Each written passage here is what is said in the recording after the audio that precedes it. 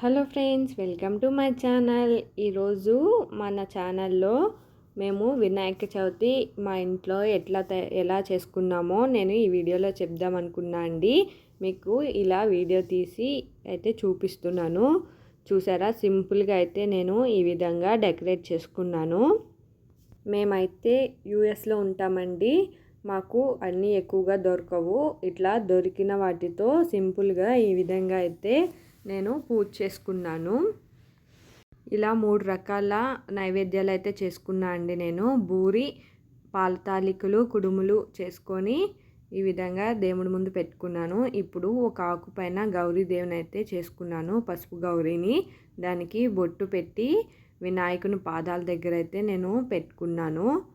ఇలా పెట్టుకున్న తర్వాత దీపం ముట్టించి ఈ విధంగా అందరం దేవునికైతే దండం పెట్టుకున్నాము. ఇక్కడ హాయ్ చెప్తుంది మా పాప భాష్విని.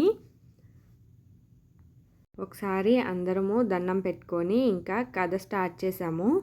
కథ అయిపోయిన తర్వాత అక్షింతలు వేస్తాం కదా, అలా వినాయకుడి దగ్గర అయితే ఆ కథ చదివిన తర్వాత ఆ అక్షింతలను అయితే అక్కడ వేసేసి తర్వాత అగరబత్తి ధూపాన్ని అయితే వెలిగించి స్వామివారికి ధూపాన్ని ఇచ్చాము. ధూపం ఇచ్చిన తర్వాత నైవేద్యాల పైన నీళ్లు జుమ్మి నైవేద్యాలు కూడా మూత తీసి పెట్టాము. తర్వాత లాస్ట్లో అయితే కథ అంతా చదువుకున్న తర్వాత ఈ హారతి అయితే ఈ విధంగా ఇచ్చుకున్నాము. చూసారా, చాలా సింపుల్గా అయితే మా పూజ అయితే అయ్యింది. ఇలా కథ మాత్రం వినాయక చవితికి అందరూ చదవాలి. వినాయకుడికి గుంజీలు తీసి మొక్కితే చాలా మంచిది కదా, అందుకనే భాష్విని గుంజీలు తీసి మొక్కింది. ఇదైతే నేను వరలక్ష్మి వ్రతానికి ఎవరికి తాంబూలం ఇవ్వడం కుదరలేదు. అందుకని ఈరోజు మా భాష్వినికి అయితే నేను కాళ్ళకి పసుపు రాసి చూడండి చక్కగా రాపించుకుంటుంది. ఇట్లా తాంబూలం తీసుకోవడం అంటే చిన్నపిల్లలకి చాలా ఇష్టం ఉంటుంది కదా, భాషకు కూడా చాలా ఇష్టం. ఇలా 2 కాళ్ళకి పసుపు అయితే చాలా మంచిగా రాపించుకుంది. ఇలా రాసిన తర్వాత నేను తాంబూలం అయితే భాషకి ఇచ్చాను. ఇలా వరలక్ష్మి వ్రతానికి అయితే చేస్తారు, కానీ నాకు అప్పుడు కుదరలేదు. అందుకనే నేను సింపుల్గా భాషకి అయితే ఇట్లాగా తాంబూలం ఇచ్చుకున్నాను. ఇలా కాళ్ళకి పసుపు రాపించుకున్న తర్వాత బొట్టు పెట్టించుకుంది మంచిగా. ఇలా బొట్టు పెట్టి నేను ఇప్పుడైతే తాంబూలం అయితే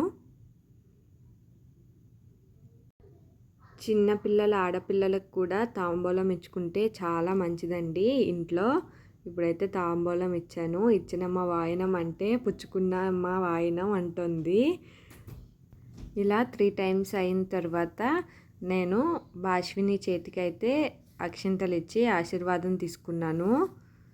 ఇలా తాంబూలం ఇచ్చినప్పుడు ఆశీర్వాదం తీసుకోవచ్చు, ఎవరి దగ్గరైనా, చిన్నపిల్లల దగ్గరైనా తీసుకోవచ్చు.